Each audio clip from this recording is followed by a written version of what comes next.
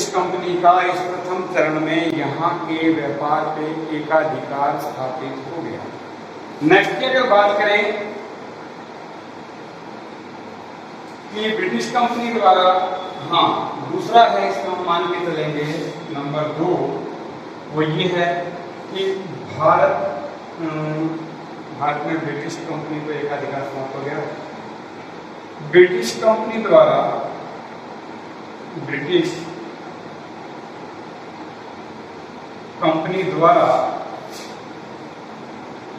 राजनीतिक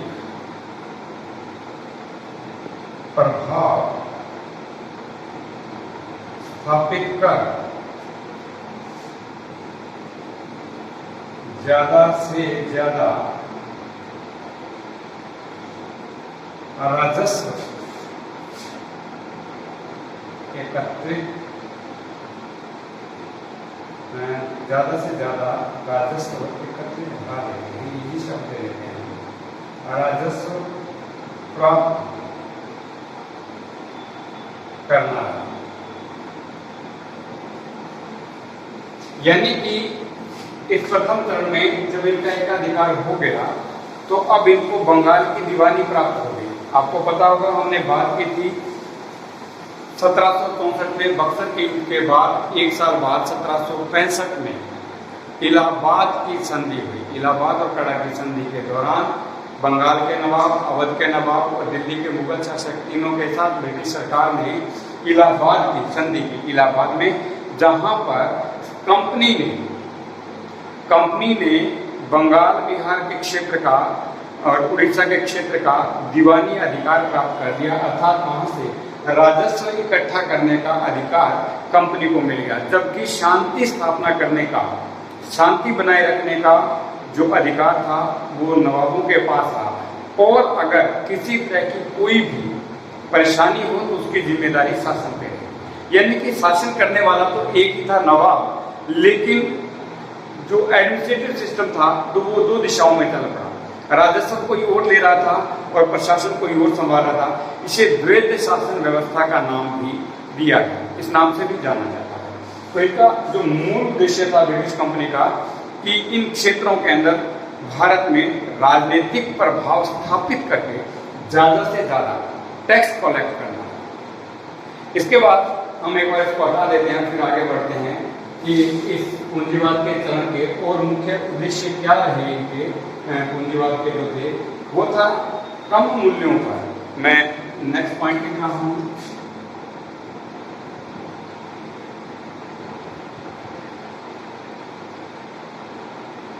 कम मूल्यों पर वस्तुओं को खरीद कर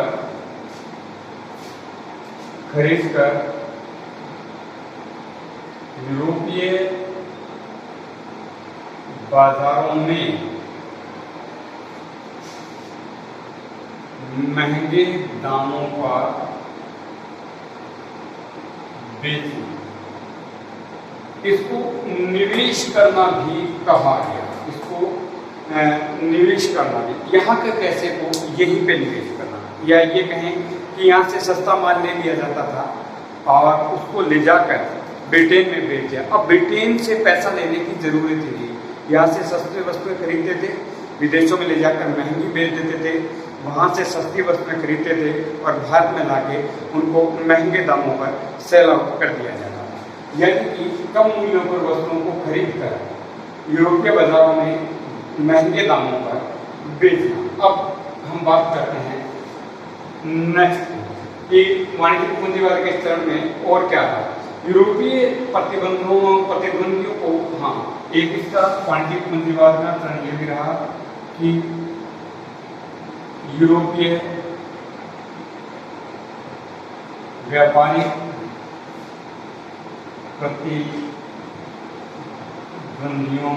को भारत से बाहर करना।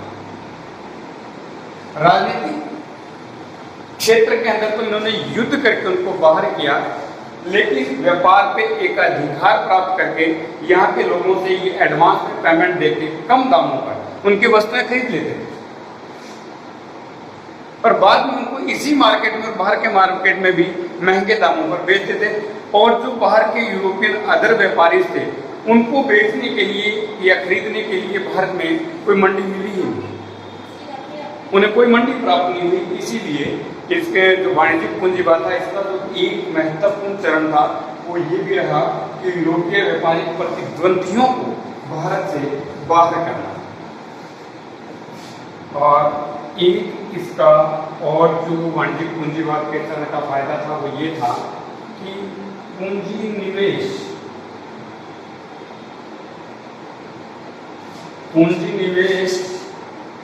के माध्यम से ज्यादा लाभ कमाना।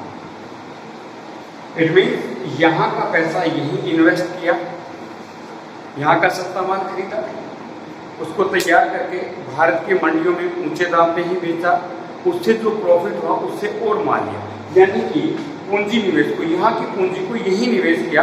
अब इनको इंग्लैंड से पूंजी मंगाने की जरूरत ही नहीं, और उस पूंजी निवेश को करके ज़्यादा से ज़्यादा पूंजी को यहीं पे निवेश करके, यहीं पे लगा के ज़्यादा से ज़्यादा लाभ कमाना इनका महत्वपूर्ण उद्देश्य था। नेक्स्ट जो 6 नंबर इस वाणिज्यिक पूंजीवाद का चरण है, इसमें भारतीय प्रशासन, अगर हम बात करें तो भारतीय प्रशासन परंपरागत न्यायिक व्यवस्था, यातायात, संचार तथा औद्योगिक व्यवस्था में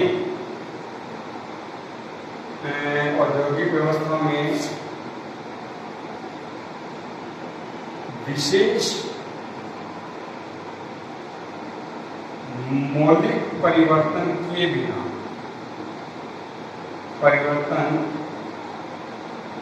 बिना पूंजी प्राप्त करना। इट मीन्स, या इसके कहने का तात्पर्य यह है कि जब ब्रिटिशर्स ने 1757 से लेके 1813 तक ना ही तो इन्होंने हमारे कोई भारतीय जो प्रशासन था, जो एडमिनिस्ट्रेटिव सिस्टम था, उसके अंदर कोई चेंजिंग की, ना ही यहाँ के परंपरागत जो न्यायिक व्यवस्था थी, जो धर्म पर आधारित थी, उसके अंदर कोई चेंजिंग की, ना ही इन्होंने यहाँ पर कोई यातायात का विस्तार किया, जो ट्रांसपोर्टेशन सिस्टम था उसके अंदर कोई चेंजिंग नहीं की, ना ही उन्होंने संचार व्यवस्था और औद्योगिक व्यवस्था में उद्योगों को लगाने के लिए कोई प्रयास किया, और ना ही कोई ऐसी टेक्निक विकसित की। इनके मौलिक जो अधिकार थे, जो मौलिक क्षेत्र था, जो मूल था, इनका बेस था, उसके अंदर कोई चेंजिंग नहीं की। इनको बिना चेंजिंग किए, विशेष मौलिक परिवर्तन किए, कोई भी चेंजिंग किए बिना पूंजी प्राप्त करना था। इनका जैसा सिस्टम चल रहा है चलने दो, हमें ज्यादा से